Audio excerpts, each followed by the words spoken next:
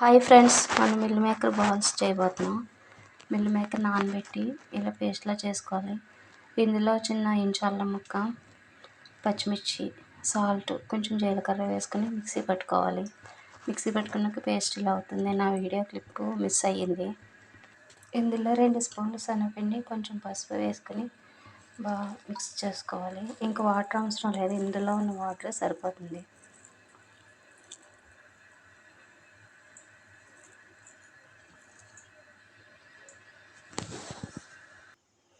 Mill మేకర్ని ఇలా balls కింద చేసుకోవాలి. మనం చేసుకున్న వాటిని డీప్ ఫ్రైకి ఆయిల్ పెట్టుకున్నాను. కడాయి పెట్టి ఆయిల్ పెట్టుకున్నాను. ఇది కొంచెం మరిగిన తర్వాత మనం ఒక్కొక్క బాల్స్ కింద వేసుకుని లైట్గా బ్రౌన్ కలర్ వచ్చేదాకా వేయించుకోవాలి. అది కూడా మీకు చూపిస్తాను. బాల్స్ అన్ని ఇలా ఆయిల్లో వేసుకొని ఫ్రై చేసుకోవాలి.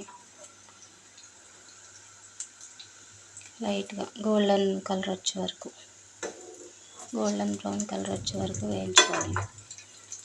గట్టి పెట్టి తిప్పేయకూడదు, అలా విరిగిపోతాయి.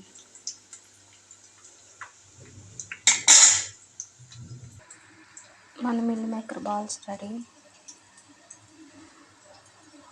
ట్రై చేయండి. దీనికి కొబ్బరి చట్నీ కానీ పల్లి చట్నీ కానీ టేస్ట్ సూపర్ ఉంటుంది. ట్రై చేయండి ఫ్రెండ్స్. Bye friends.